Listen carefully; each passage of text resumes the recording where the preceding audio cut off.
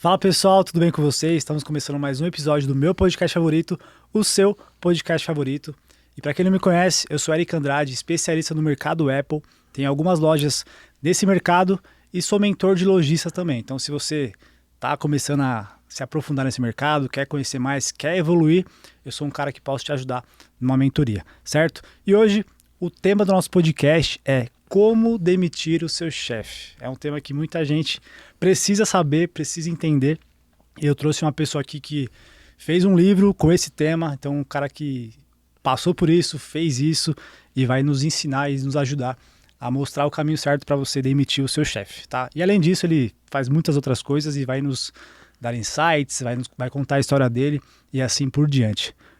Nosso convidado é Bruno Galletti, parceiro meu de anos aí, que hoje tem muito resultado aí em diversas áreas.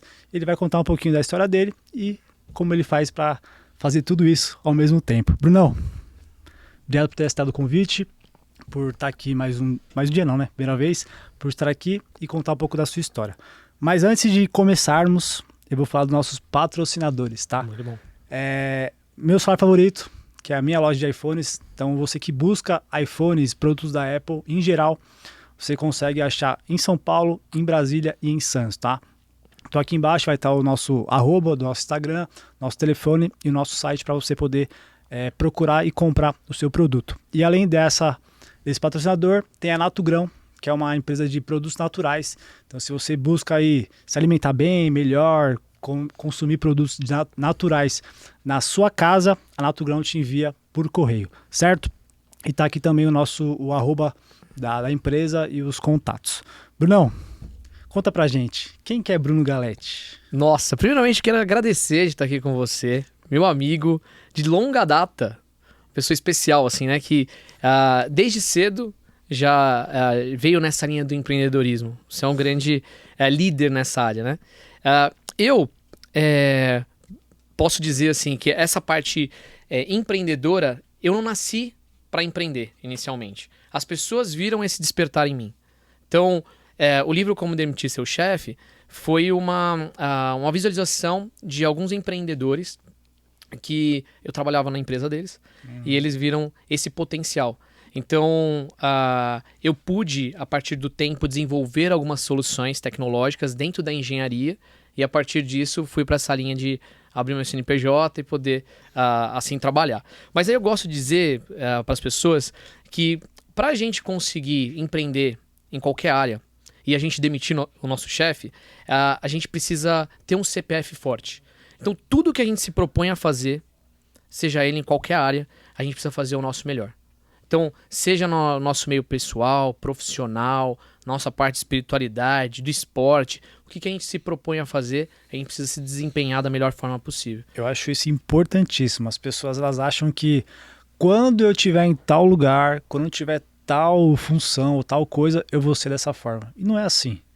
Primeiro aquela frase, né? Primeiro seja tal coisa para depois você estar em tal lugar. Exatamente. Então é o que você disse. Pô, você quer um dia empreender, quer um dia ter sucesso em algum empreendimento, se você está no CLT ainda ou está fazendo algum serviço para alguém, cara, seja o melhor ali, seja diferente, que você vai estar evoluindo, aprendendo, e assim você vai conseguir, com o seu CPF forte, ter um CNPJ mais forte ainda. Com certeza.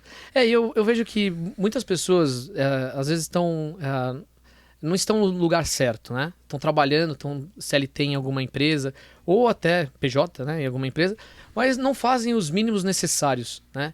Então, às vezes você só consegue abrir portas se você desempenhar na função onde você foi escolhido naquele momento. Então, sei lá, eu sou engenheiro civil, né, de formação, mas eu sou muito mais da linha comunicativa do que alguém analítico que muitas vezes as empresas buscavam. Mas foi onde eu abri minha porta, onde eu pude trabalhar na área de planejamento de obras para poder ascender em outras áreas, né? Então, às vezes você não está no lugar certo naquele momento. Você acha que não está no lugar certo, mas você pode desempenhar da melhor forma para poder crescer. Show de bola. Então o Bruno, ele é empresário, engenheiro e escritor, certo? Exatamente. Então vamos se aprofundar na parte de engenharia. Quanto tempo você exerce essa profissão? Como que você aprendeu? Conta pra gente aí. Eu entrei na faculdade em 2011 para engenharia civil. Primeiramente dizer que realmente eu no teste vocacional inicial, assim, a minha família é de uma linha empreendedora, eu conto até no livro, né? Meu pai é engenheiro civil, meu avô era engenheiro civil, então minha família tem um entorno da engenharia. E talvez eu escolhi esse caminho que seria um pouquinho mais fácil, né? Onde eu poderia desempenhar a melhor função. E aí eu estagiei na Arena Corinthians, no começo da 2013. Assim. Na época da construção do estádio? Na construção do estádio, né? Era uma terceirizada do Odebrecht, para a parte de projetos de obra. E aí, posteriormente, entrei na parte de planejamento de obras, trabalhei na operação tapa-buraco da Prefeitura de São Paulo, e depois vim para a parte da engenharia de campo mesmo, na Engemon. Então, eu planejava obras do Brasil inteiro.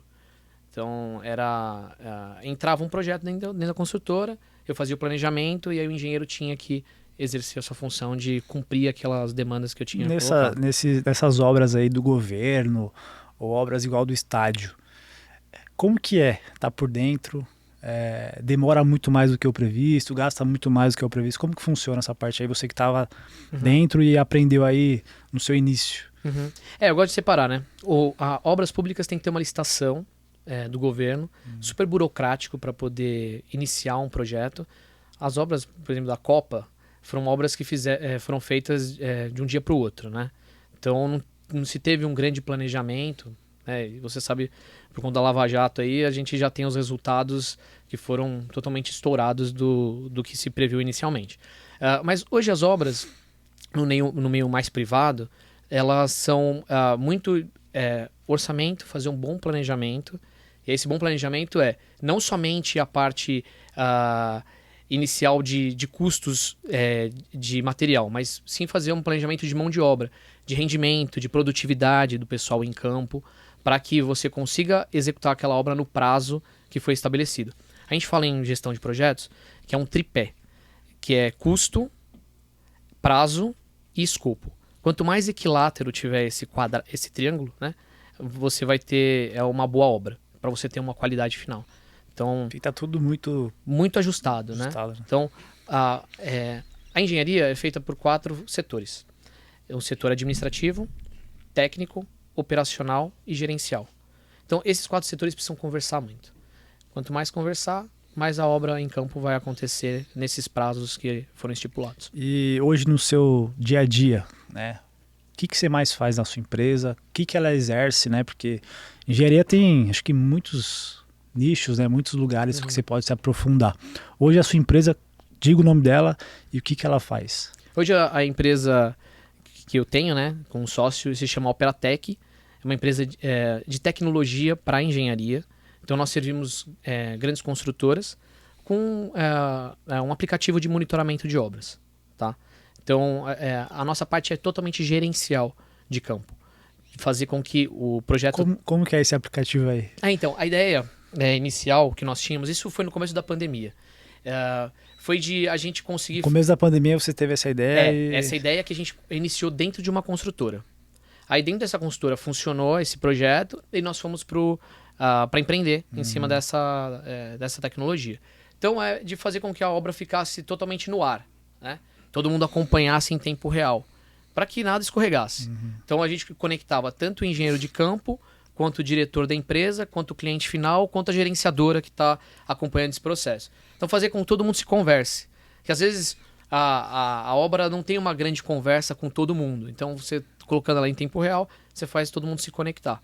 Então isso é importante, né? Porque para ter prazos, né? Para de fato cumprir prazos, para visualizar se está sendo bem feito, se não tem ninguém dando migué, acho que é importante ter um aplicativo ou um formato aí que você consegue...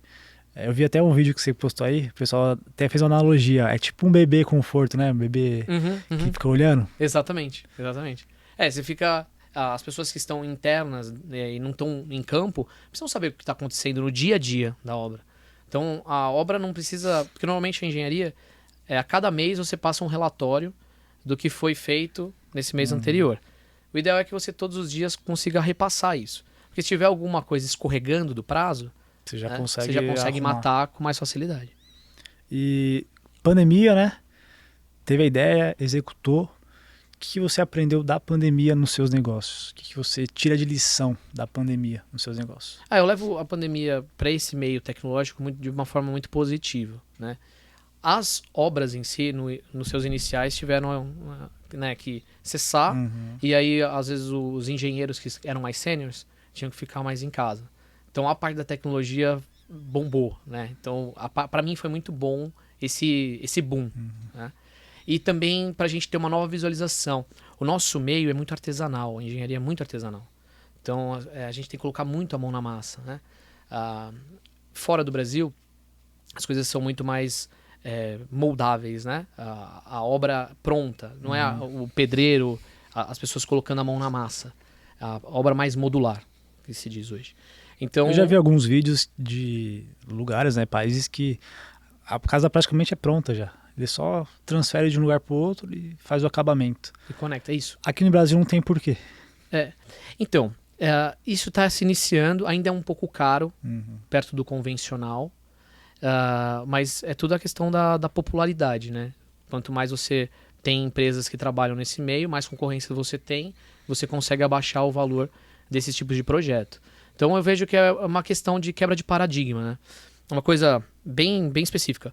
A gente utiliza hoje muito drywall para divisão das paredes, certo? Internamente.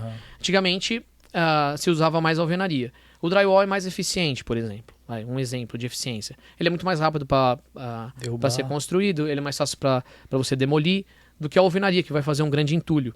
E também tem um isolamento acústico parecido hoje, porque você coloca entre as paredes uma lã de vidro e você consegue ter acústica. Então, assim, às vezes é muito... algumas coisas limitantes, né, que a gente vê no meio da engenharia que não faz isso acontecer. Muita gente ainda acha a alvenaria um ponto positivo do que o drywall, e a eficiência é muito mais alta. Cada um tem a sua opinião e exerce como acha melhor, né? Mas se a gente puder usar a tecnologia, usar a facilidade para nos ajudar no dia a dia... Com certeza. Igual você falou, você surfou essa onda aí da tecnologia na pandemia. Muita gente ganhou dinheiro na pandemia. Muita gente cresceu empresas, abriu empresas, enquanto muita gente só chorava, né? Só se lamentava. Então é muito perspectiva de visão, né? De você enxergar a situação que vem até você e você repartir, jogar para o universo a forma exata que você deve se comportar, né? Então, você criar uma empresa na pandemia eu acho muito importante, de grande valia aí no meio tecnológico. Hoje, como que você vende o seu produto? Hoje é muito boca a boca dentro das empresas, a parte tecnológica, onde a gente já atua, porque é um mercado de grandes obras, né, que a gente trabalha. Mas também a gente a startup ela tem 2 CNPJs, tá? Um é para a parte tecnológica e outro a gente faz reformas. Então, coisas menores, né? Reformas de apartamento, reformas prediais. Então a gente atua nesses dois cenários. Então, as reformas também. Ela também quem faz obra com a gente consegue um novo cliente e vai sendo um pouco mais no boca a boca. Não tem nada. Então, atualmente é mais boca a boca que você consegue. Porque a gente não consegue também pegar grandes demandas, né? A equipe ainda é um pouco mais enxuta para isso. A gente não tem um corpo gerencial muito forte para conseguir abraçar mais obras. E você pretende usar a internet para potencializar? Com certeza, meu querido. Isso é uma coisa que a gente até queria conversar com você depois, né? Acho que é muito importante. Né? Conversa aí. Esse é o caminho que a gente vai seguir. Porque o meio tecnológico para a engenharia, ele não precisa ser só para as grandes construtoras. Um pequeno construtor, um médio construtor, pode pegar ideias tecnológicas que podem ajudar a crescer o seu mercado. Tá? Então, do mesmo jeito que serve para os grandes, pode servir para aquele que está se iniciando. Então, esse meio que a gente vai trabalhar a partir de agora. E você é uma pessoa que acredita em Deus? Ericão, eu acredito que ele move tudo. E a crença em Jesus, né, na figura do seu filho, é uma coisa, para mim, muito importante. Eu vejo que quem consegue ascender na vida teve uma crença muito forte em Deus. Então, eu tenho ele como um fiel escudeiro, que me ama, me sinto amado por Deus a todo momento. E eu acho que todos os momentos onde a gente passa, a gente tem que fazer essa pregação, né? De dizer nosso amor por ele. E eu reconheço em todas as coisas, sabe? Eu consigo reconhecer ele aqui, agora com a gente conversando, como eu consigo reconhecer em todos os momentos onde eu passo a minha vida, do ir dormir ao acordar, eu preciso reconhecer isso. Porque a vida faz sentido, né? Senão a vida não faz sentido. A vida é tão... A gente... Cara, daqui 100 anos a gente não vai estar mais aqui, né? Então, se a gente conseguir reconhecer nas pequenas coisas... E a gente é muito ingrato, né? Eu vejo que as pessoas são muito ingratas. Pô, eu pedi muito a Deus, muita coisa que eu tenho hoje. Se eu não tomar cuidado e não ser grato por tudo que eu conquistei, tudo que eu tenho hoje, que eu pedi lá atrás, qual o sentido, né? Porque eu não tô sendo tão agradecido a Deus. Então as pessoas são muito ingratas hoje. Eu vejo que, como você disse, em todos os detalhes Deus tá lá. Tá movendo alguma coisa, tá te ajudando, tá te protegendo, né? Porque a gente sabe como é o mundo espiritual. É o tempo todo. A gente tem uma batalha muito forte. Então ele tá nos protegendo o tempo todo. E a gente não é grato por isso. Com certeza. E uma coisa que eu sempre gosto de dizer, nós somos corpo, mente e espírito. Até coloco isso no livro muito bem detalhado, né? A gente precisa alimentar o corpo para que a gente consiga viver. Sim. A gente precisa alimentar nossa mente para poder progredir na nossa vida. E o espírito precisa ser alimentado. Então a gente precisa ser, nós precisamos ser pessoas orantes. Nós precisamos ser pessoas que se dedicam na prática da espiritualidade. Porque a espiritualidade, ela vai poder mover outras coisas. Porque nada faz sentido, Aricão. Não faz sentido. Se a gente não tiver a espiritualidade forte, o corpo e a mente, elas uma hora vai te boicotar. Vai vir uma doença, né? Eu sou fã de esporte, né? Sabe que eu sou corredor de rua. Às vezes eu não vou conseguir fazer o esporte acontecer. Vou estar machucado, vou ter uma lesão. A mente uma hora te boicota.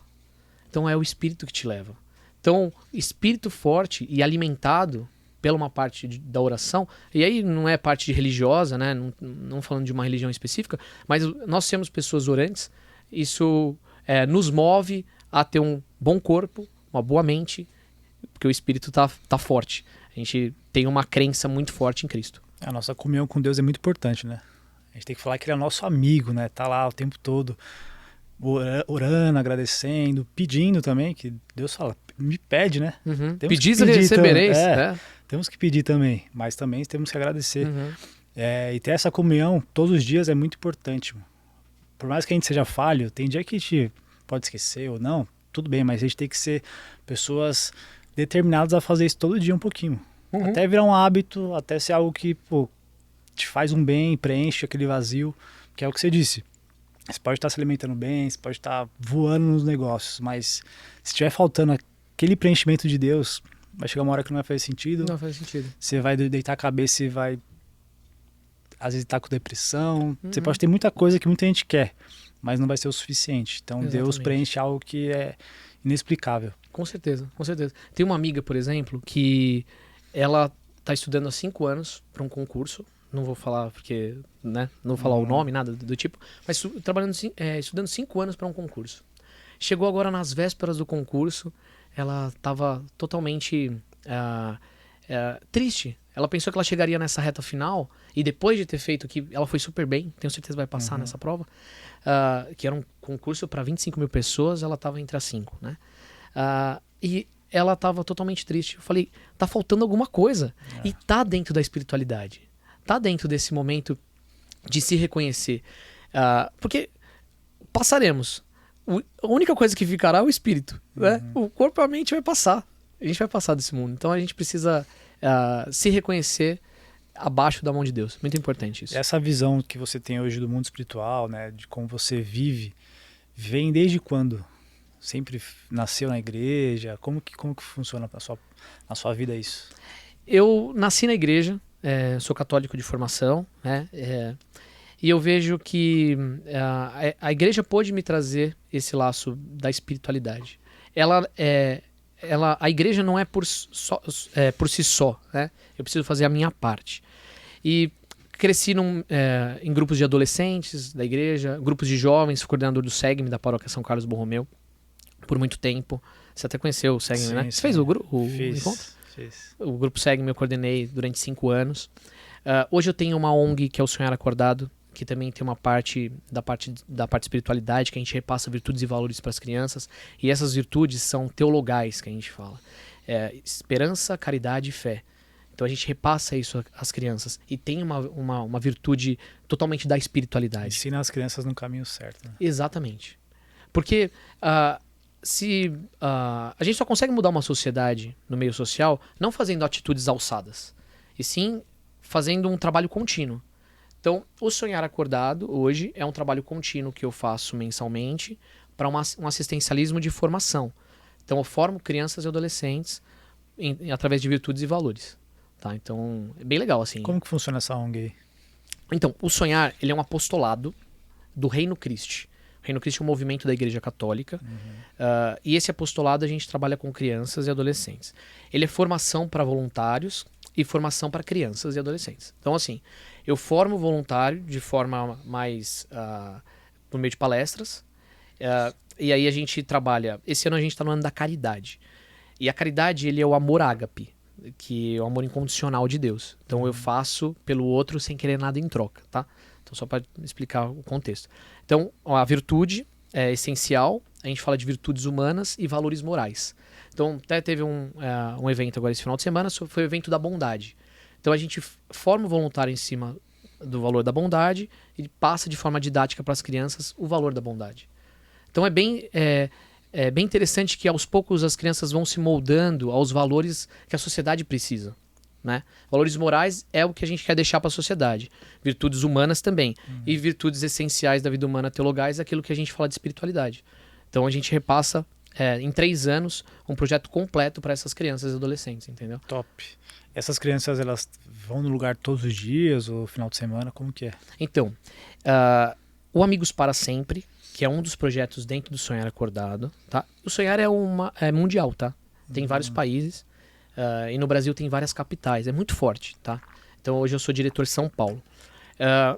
O projeto que nós temos aberto é para crianças de 6 a 12 anos. Então a gente faz formação com elas mensalmente. Então é uma vez por mês os eventos, que a gente fala evento dos valores, e as grandes festas de Natal e Dia do Sonho. Mas não se limita somente nesse programa. Tem outros programas que vão ser abertos. Então vai ter o Preparando para o Futuro, que é de curso técnico. Então eu pego criança de 15 a 17 anos, insiro lá no mercado de trabalho.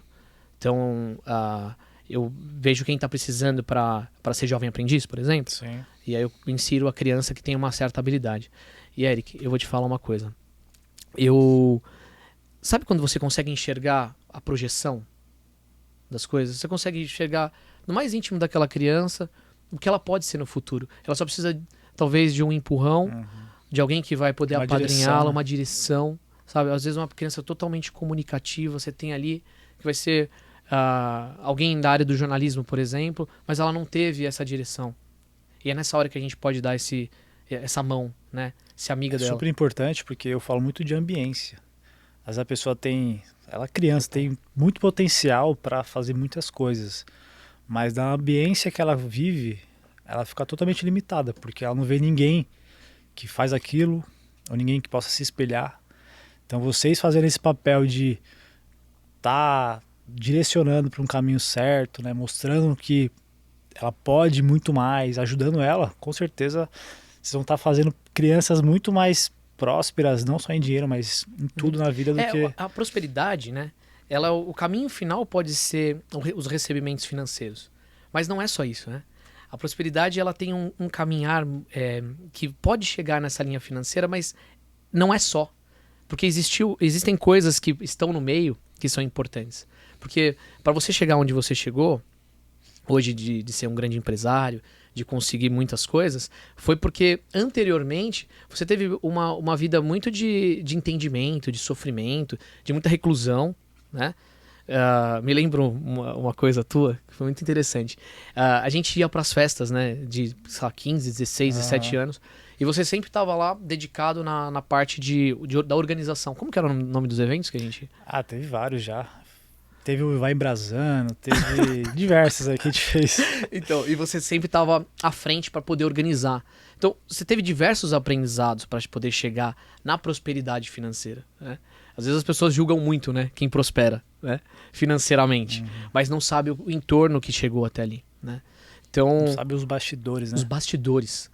E se a gente pode ajudar as pessoas nesses bastidores para que ascendam também nessa veia, muito importante. Então eu vejo muito esse jogo com as crianças. Tem uma história da Johanna. Johanna é uma criança que a gente assiste, ela tem 9 anos. A gente teve o evento da Liberdade, que foi o evento de agosto. Esse evento, a gente forma os voluntários, tem a atividade com as crianças, e aí depois das atividades, elas recebem normalmente um presente e vão embora. Ela recebeu um bombom no final desse evento. E quando ela saiu da instituição, tinha uma criança passando na rua e viu, né, a alegria das crianças receberem presentes e tal. E ela falou assim, pai, eu quero queria um bombom. E ela, sem que ninguém percebesse, a Johanna pegou aquele bombom que ela tinha, foi até a esquina e entregou para aquela criança.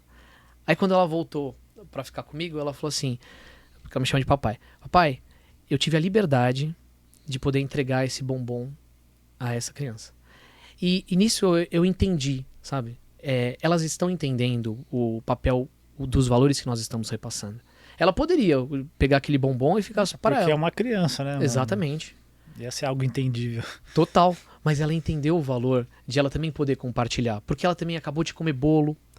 Ela tinha acabado de tomar café da tarde. Ela poderia guardar esse bombom para depois. Mas ela sentiu no coração dela que ela precisava dar aquilo. Então, os valores estão sendo repassados, entendeu? Isso é a maior prova que tá dando certo, né? Exatamente. Porque para você conseguir fazer a cabeça de uma criança ter essa visão, é porque tá sendo bem feito. Então, parabéns pelo trabalho. Obrigado. Vejo que isso ajuda muitas crianças hoje para ter um futuro melhor. E se a gente pega pessoas que não entendem, né? Pessoas que às vezes não tá dentro da igreja, não entende essa parte aí, quão importante é, nunca faria o que você faz hoje. Então, parabéns. Obrigado. E uma perguntinha. Onde tudo começou? Né? Falando de negócio, falando de parte espiritual, onde tudo que você viu sentido de verdade para ter uma virada de chave? Eu me vejo aos 15 anos, quando eu entrei no grupo de jovens mesmo, no SEGME, da Paróquia São Carlos. Para mim fez muito sentido o meu encontro. Tive um encontro com Deus muito forte. Eu me via dentro daquela paróquia podendo fazer algo diferente, sabe? Eu via pessoas que eu tinha referência dentro da igreja, os líderes que estavam na época, e eu vi que através das lideranças que eu tinha, eu via muita gente ascendendo no meio corporativo também, né? Muita gente que saiu da igreja ali, né, tava trabalhando comigo na época no SEGME, poxa, ascenderam na parte corporativa. Então acho que foi uma grande veia de aprendizado, porque a gente faz muita coisa, né, Ericão? Dentro da igreja eu trabalhei em grupo de teatro, eu trabalhei em grupo de assistência a hospitais, orfanatos, asilos e creches, doação de rua, grupo de espiritualidade, de evangelização, integrava pessoas, então você ficava fazendo muita coisa. Então, você tá no campo de batalha de verdade. De né? verdade, de verdade. E você acaba conhecendo as pessoas um pouco mais humanas, né? Às vezes, uma pessoa que ela inicia no meio corporativo somente, ela não tem a veia muito humana. Ela é muito processual daquilo que precisa ser entregue, né? Então eu me vejo que o meio onde eu atuei inicialmente, que foi na igreja, me trouxe uma veia um pouco mais humana para uma parte mais analítica que é da engenharia. E hoje qualquer negócio tem pessoas, né? Então, Exato. se você não souber lidar com as pessoas do seu time, da sua empresa, né, seus colaboradores, seus sócios, enfim, não tem como dar certo se você não souber lidar, né? Se for só briga, só rincha, se você for só um chefe de verdade, não um líder. Então, você sabe lidar com pessoas, aprendendo aí no campo de batalha, sem remuneração, né? Porque você está lá servindo, né? Exato. Você não está remunerado. É uma coisa que você faz por servir. E você aprender isso na prática, eu acho que é muito bom. As pessoas, inicialmente, quando entram por uma atitude social ou religiosa, qualquer coisa do tipo, ela precisa acender essa parte da caridade, do amor. Entender o que é o amor de verdade. Porque as pessoas não vão ter recebimentos ali. né? Recebimentos financeiros. E às vezes as pessoas assemelham só a parte da troca financeira. E quando você consegue construir algo mais profundo, incondicional na vida da pessoa, que aquilo vai movimentar outras áreas, as pessoas entendem o seu papel dentro do meio social. Então isso é muito importante, muito importante. E fala uma coisa, você falou que é um escritor, né? Qual livro que você escreveu? Eu escrevi o Como Demitir Seu Chefe. Eu sou coautor, são 5 empreendedores, mais eu, né? São 6 empreendedores no total, no qual cada um teve uma trajetória de vida. Então, no primeiro capítulo, a gente escreveu sobre a nossa vida, a vida dos nossos antepassados. Isso foi muito legal. Entender um pouco mais a história da minha avó, dos meus pais, para chegar em quem sou. Porque muito do que somos é de quem passou reflexo de quem serviu a gente por muitos anos, né? Então, primeiro foi muito legal esse inicial de poder escrever. Uma coisa que eu recebi essa proposta e não tinha essa veia. Eu falei, poxa, eu vou escrever um livro, uma coisa muito fora da minha realidade, talvez. Então, o primeiro capítulo é a história de vida, das nossas demissões. Quais são as nossas demissões diárias que nós precisamos fazer para ser melhores no futuro? Então, hoje, por exemplo, eu tive que vencer a preguiça, o cansaço, para poder sair para correr. Às 6 horas da manhã eu estava no Ibirapuera fazendo a atividade física. Mas ontem foi um dia muito forte, muito pesado. Assim, podia muito bem falar. Podia falar assim, olha, hoje... eu tenho um podcast para ir, eu vou eu vou para um pouquinho mais tarde, descansar. Mas eu tive que vencer isso. Então, e eu venci. Eu consegui vencer, porque a minha negociação não tá na cama, né? Eu sempre negocio de pé, porque se eu for negociar na cama, eu perco. Esquece. Então, tudo é estratégia, né? Tudo é estratégia. Não, eu já sei. Se eu for negociar na cama, eu sei que eu vou perder pra cama. Então eu vou negociar de pé, ouvindo uma música, ligando chuveiro, sabe? Então eu sei que eu vou ganhar. Porque você vai estar com dor do dia anterior, os pensamentos fritando, muita coisa resolvendo ao mesmo tempo.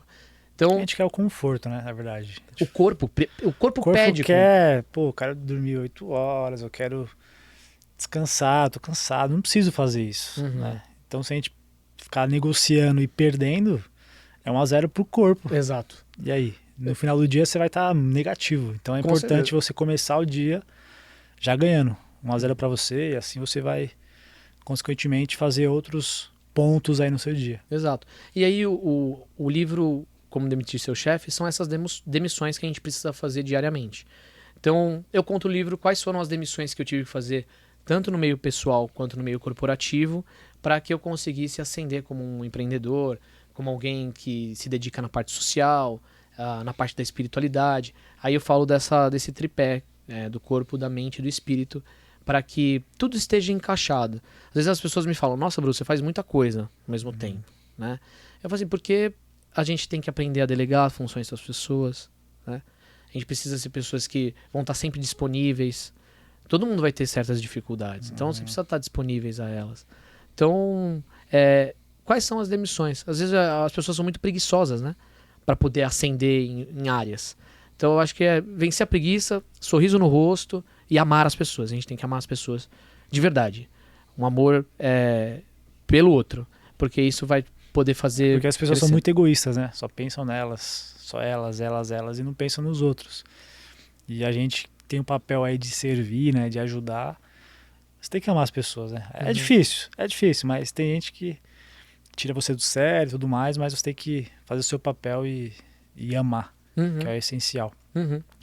Então você disse que tem um tripé, né? Tem um formato certo para você conseguir vencer os seus desafios, né? Você demitir o que tem que ser demitido. Mas agora falando de demitir o chefe, né? Você trabalhou como CLT durante quanto tempo? Trabalhei de CLT, olha, foi de 2011 a 2020. Então foram longos anos. 9 anos. 9 anos trabalhando como CLT. O que fez você de fato decidir, não, eu não quero mais trabalhar para alguém, eu quero trabalhar para mim, eu quero fazer as minhas coisas. Onde foi que você entendeu isso? Foi um empurrão. Foi um empurrão por conta daquilo que eu entregava. Eu sempre entregava mais do que outras pessoas. Ou entregava diferente. Porque às vezes quando você está dentro de um setor, de uma empresa, Muitas vezes você é condicionado pela liderança. Eu nunca me condicionei por lideranças. Eu sempre fui nas minhas intuições. E às vezes os resultados iniciais não vinham, mas depois no entorno funcionavam. Então eu conseguia ascender em outras áreas, né, dentro do meio que eu trabalhava. E eu percebi que eu estava entregando muito mais e que os resultados da parte financeira eram um pouco menores do que as minhas entregas. Obviamente, né? Se você está empregado CLT, você tem essa... Tem um limite, né? Você tem um limite, é. E a veia empreendedora foi a partir disso, de poder sair do meio corporativo. Aí já iniciei a startup com um investidor, anjo. Então foi muito mais fácil do que somente um empreendedor que vai para o mercado. Eu tive uma base. Sem nenhum preparo, sem nenhuma base, né? E aí essa base já veio com parte administrativa, com tudo muito bem organizado para que eu conseguisse largar esse meio CLT. Eu acho que eu sou um cara um pouco mais medroso do que muita gente, né? Vejo pessoas como você assim que iniciam e, né, se coloca à frente para poder realizar. Eu tenho um pouco mais de cautela. Sou um pouco mais conservador nas coisas, né? Mas você conseguiu esse investidor, conseguiu esse modelo de negócio porque você atraiu isso, né? Não é cair do Não cai do céu. Nada cai do céu. Tô aqui, vai... Não. Você, batalhou mesmo por no isso. CLT, você estava lá plantando, você estava lá se desenvolvendo. Não dormindo. Não dormindo. Para chegar o momento de alguém ver isso e querer estar com você. Então você atraiu isso com a sua disciplina, né? Com o seu dia a dia, com a sua batalha aí durante o dia. Mas falando de demissão de chefe, dá uma dica ao pessoal que tá empregado, quer empreender, quer vencer na vida, mas tem essa trava, não sabe o momento certo, não sabe como demitir o chefe, se deve demitir ou não. Dá uma dica ao pessoal. Eu vejo que todos os dias a gente tem que fazer o nosso melhor. E o nosso melhor, ele independente da área do qual a gente atua. Então eu vejo assim, você pode não achar que está no lugar certo hoje, mas faça esse lugar que você está hoje ser o melhor possível para aquelas pessoas que estão no seu ambiente. Com certeza, se você fizer a melhor função possível dentro do meio que você atua, você consegue ascender aqueles que estão trabalhando com você. Insights vão vir. Momentos que você vai trabalhando, você vai conseguindo encontrar pessoas que você vai acabar se unindo.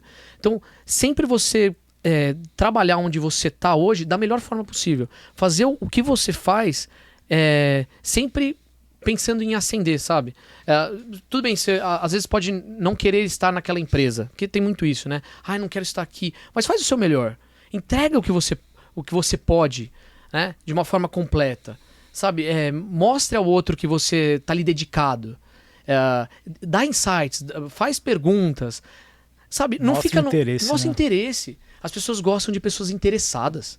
Ninguém gosta de pessoas que não se interessam. O meio corporativo precisa ser de pessoas de interesse, né? Não, eu quero trabalhar porque eu quero aquele salário e eu quero trabalhar só aquelas 8 horas por dia. Poxa, então aproveita essas 8 horas e faça o seu melhor, né? Não, porque eu preciso trabalhar até mais tarde. Mas, faz essas 8 horas que você trabalha, mais que você pode, que aí você não precisa levar nada para casa. Resumindo, não seja aquela pessoa que não vê a hora de chegar sexta-feira às 5 horas e ir embora. Lógico, você tem o seu horário, você tem... Mas só de você mostrar o interesse que você quer resolver aquilo, você quer fazer, você quer mostrar que você quer o bem da empresa, com certeza as pessoas vão te olhar com outros olhos. Né? O seu interesse está sendo diferente do que aquela pessoa que só quer cumprir o horário, receber o valor dela e ponto. Exato. Essa pessoa nunca vai crescer. Ela nunca vai crescer na empresa ou crescer em outros negócios. Não vai porque ela está limitada a fazer o básico, fazer o mínimo. Exatamente. E ninguém quer pessoas assim para estar no seu negócio. Hoje, o que você acha sobre mentorias, cursos, né, em diversas áreas? Você já fez? Você aprendeu como? O que você acha? Então, eu preciso me colocar mais nessa parte de mentorias, até uma coisa que eu queria conversar contigo. Mas no passado recente eu fiz algumas mentorias, isso dentro do ambiente corporativo, né? Não com ninguém famoso, do marketing digital hoje. Mas foram pessoas que me ensinaram dentro de uma corporação. Então eu tive muitas mentorias com CEOs de empresa, né, que puderam me apadrinhar. Pessoas que têm resultado, né? Que têm resultado já na prática. Que estão no campo de batalha de fato. De muitos anos, né? Que não só hoje estão na posição que estão porque teve uma trajetória fantástica. Escutar isso é muito bom. Porque te faz reconhecer também que às vezes na montanha russa da vida você vai ter baixas. Nessas baixas a gente tem que impulsionar para continuar, né? Então eu acho que essas mentorias me ajudaram muito nessa visualização. Qual que é o nosso vale para que a gente consiga chegar no nosso topo?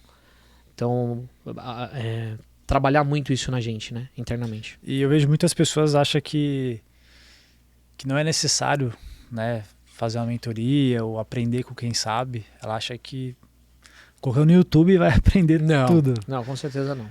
Eu falo muito isso. Você quer ser bom em algo, quer evoluir naquilo, cara, aprende com quem tá fazendo, né? Não só com gurus, tem muita gente que é guru aí na internet que só quer ensinar, mas não pratica o que ela ensina. Escolha pessoas que de fato têm resultado naquilo que você quer e aprenda com elas, por mais que seja valores altos ou baixos, enfim. Mas ela tem um valor para entregar esse conteúdo, entregar o que você precisa saber. E se ela tá ali é porque ela teve resultado, né? Então, poxa, parar para escutar, e óbvio, isso tem que ser monetizado. Porque quantos anos de aprendizado que foram ali? Quantos choros que já teve na madrugada, né? Para poder ser trabalhado ali. Então, as mentorias hoje trabalhadas, você que é um grande mentor, muito importante para que as pessoas consigam ascender, elas precisam também comprar esse curso, né? E na sua trajetória, né? Você falou muito de trajetória agora.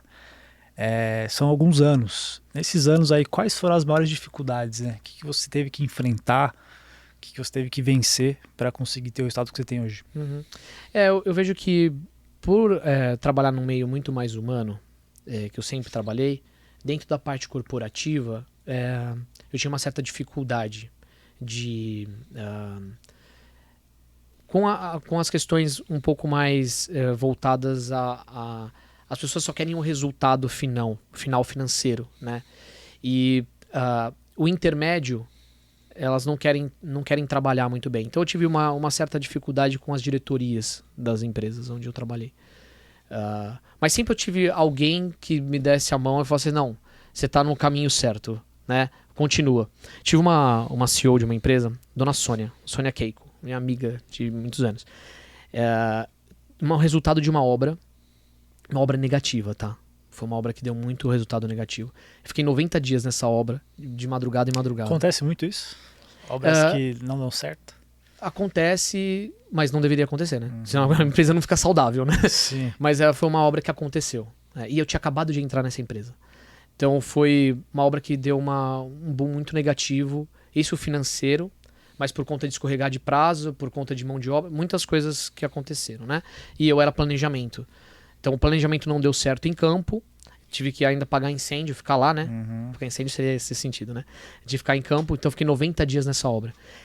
E quando terminou a obra, óbvio que a gente foi fazer aquele feedback final da obra, foi aquele feedback horroroso, né? Vários diretores da empresa, todo mundo ali naquela sala. E depois eu entrei na sala dela chorando, mal. Imagina. Tava engasgado mesmo. Engasgado. É difícil uma pessoa no meio corporativo também ter essas reações mais humanas, né? Tem um pouco de medo de se expor, né? Entrei na sala dela e falei assim, eu acho que eu não consigo trabalhar aqui, eu não consigo dar resultado, essa obra não foi, né? Essa reunião foi muito difícil e tal. E aí ela me deu uma injeção de ânimo dizendo, tudo bem, essa obra não deu certo, mas quantas deram certo? Quantas você conseguiu dar resultado? Você ajudou a empresa? Então não se baseie somente por essa obra, vão ter outras que a gente vai conseguir dar resultado juntos. Então, esses aprendizados, né? Porque a gente não pode se balizar somente por algo que não deu certo. E às vezes o ponto, a gente sempre fica, nossa, eu não consigo. Você fica se martelando, né? Você fica se martelando por algo que deu errado. E em vez de virar a página. Então eu tinha essa certa dificuldade. Por conta dessa veia muito mais humana, assim. O sentimento. Essa pessoa era o quê? Era CEO da empresa? CEO da empresa, Você é uma pessoa que podia muito bem Só me descascar porque descascar, tirar porque você. ela fazia parte dos resultados. Mas né? ela via você com potencial, via o que você entregava. Por mais que aquela obra não deu certo, que acontece, né? É o que a gente fala, altos e baixos. Uhum, Pô, quantos negócios eu quebrei? uhum, Quantos negócios não deu certo na minha vida? uhum. Para alguns outros darem muito certo. Exatamente. Então vai ter esses altos e baixos. E você tem que saber lidar quando está lá embaixo. Uhum. Quando você fracassa, quando você não E faz às vezes- bem feito. E às vezes é uma somatória. Porque às vezes a gente coloca pra nós que o erro somente está em nós. Né? Então eu segurei aquilo como, nossa, eu faço o negócio acontecer. E não. Foi uma somatória de coisas que eu contribuí também. Uhum. Né? Mas aí a gente coloca um peso somente na gente. E a gente pode melhorar, né, esses resultados futuros. E falando agora de negócios, né? Você comentou que você tem um livro, que você tem a sua empresa e que você tem as ONGs. Hoje tudo te monetiza ou não? Hoje é a Operatec, me monetiza, e eu tenho o Alfa Brasil. O Alfa é uma outra ONG também. É uma ONG de espiritualidade que nós trabalhamos com uma metodologia para poder integrar pessoas. Ela é ecumênica, utilizada no meio evangélico e católico, na maioria das vezes, mas também é utilizado numa veia totalmente corporativa. Então a gente tem o Alfa corporativo. Tem 165 países essa metodologia. Depois eu tenho que te apresentar. Você vai gostar bastante. É uma veia muito legal. Porque o CEO da empresa, ele quer muita integração de pessoas, né? E às vezes aquele funcionário, ele não tem uma facilidade de falar de forma pessoal um problema com o diretor ou com o líder, né?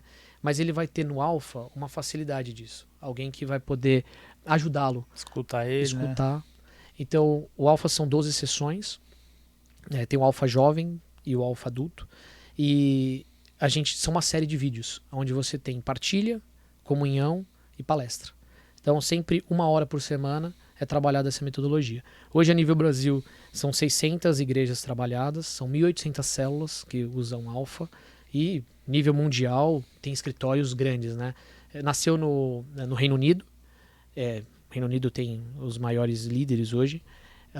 E assim, importâncias religiosas, Papa Francisco no meio católico é muito adepto ao Alfa, e tem diversas lideranças religiosas evangélicas também, nacionais. Como que você ficou próximo disso? Como você conheceu? Então, como que veio até a sua vida? Então, cara, as coisas de Deus, né? Eu um dia tive um sonho, e esse sonho foi o seguinte: eu precisava unir um pouco meio corporativo, do qual eu já trabalhava, com uma veia mais da espiritualidade.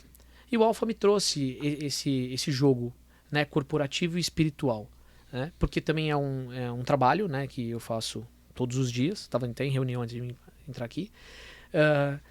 E que eu estou com as grandes lideranças nacionais.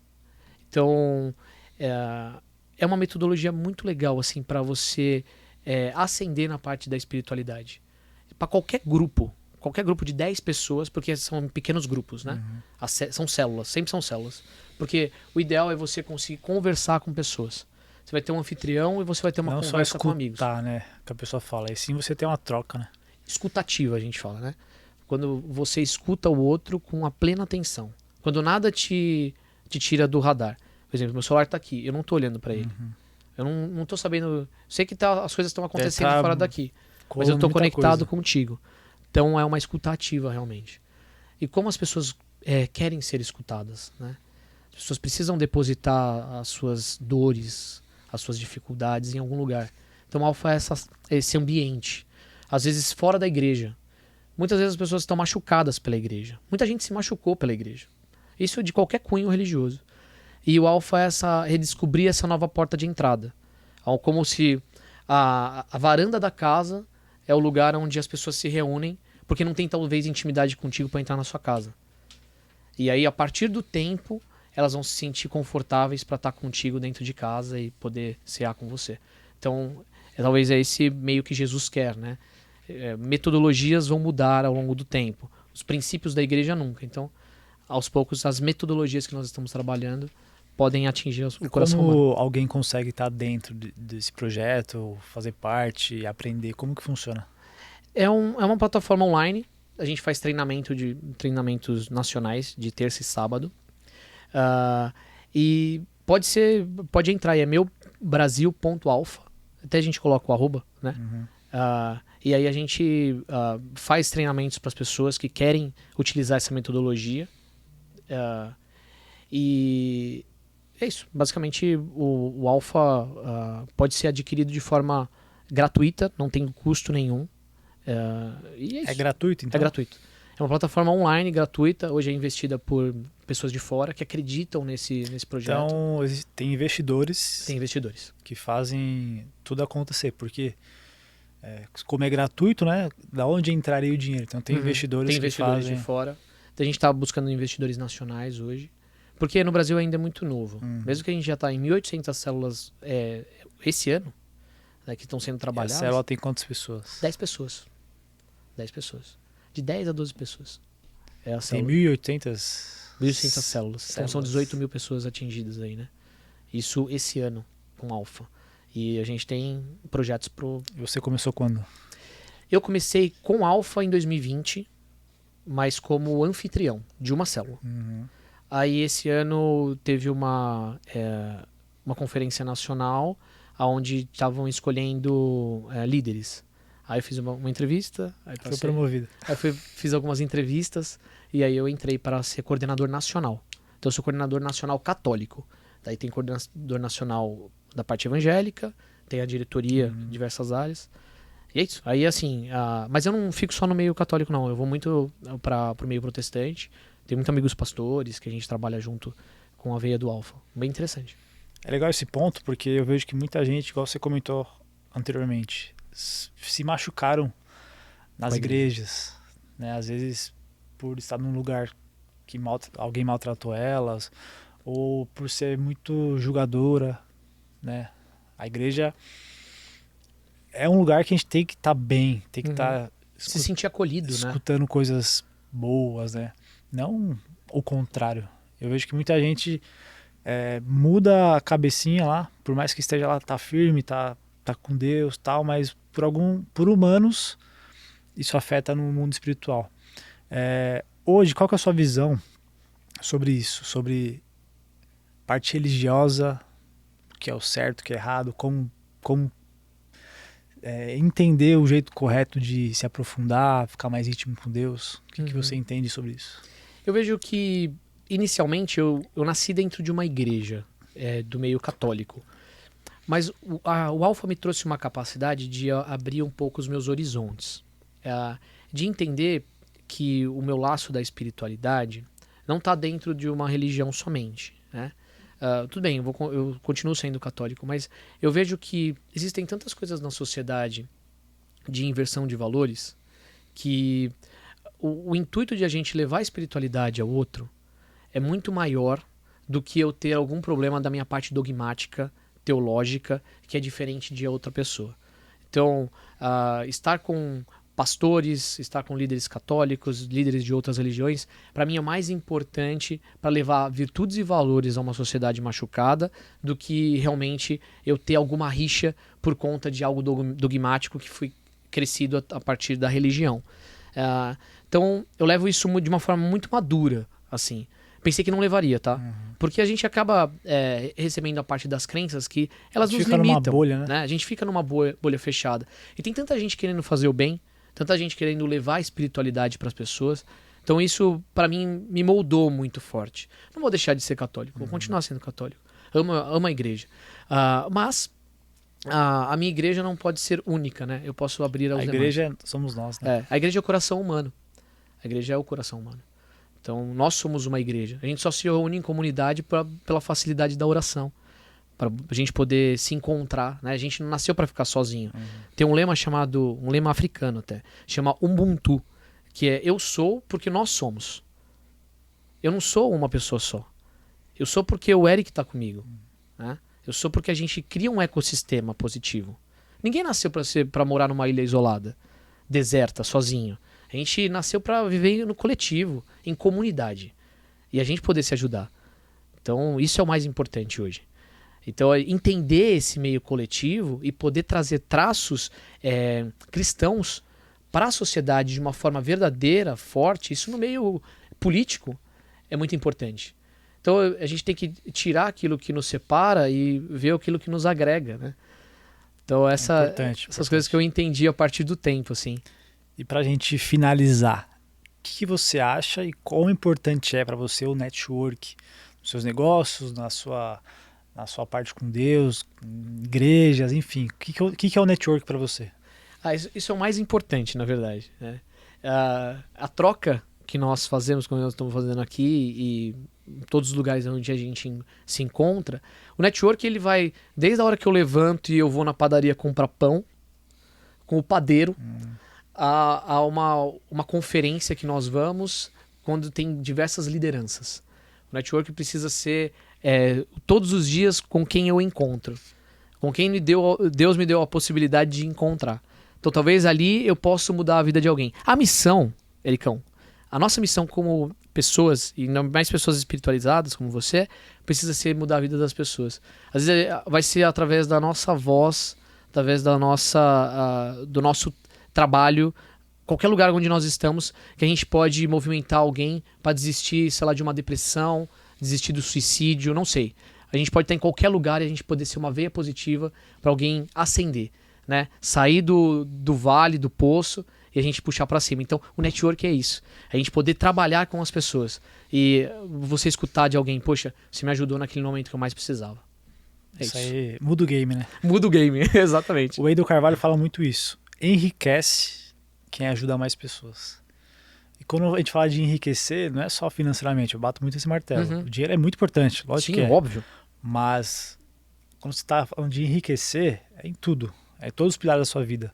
E quando você ajuda mais pessoas, quando você faz as pessoas saírem de um ponto A para um ponto B por sua causa, você está ajudando pessoas a serem melhores e, consequentemente, o resultado disso vai ser benéfico para você. Então, uma pergunta que eu faço para você se questionar: quantas pessoas você está ajudando? O que você está fazendo para ajudar as pessoas? Se você não está ajudando pessoas, não está fazendo sentido. Então, no seu negócio, no que você faz hoje, ou no que você pode fazer hoje, comece a mudar isso e comece a ajudar o máximo de pessoas possíveis aí, que com certeza Deus vai te abençoar muito. Com certeza.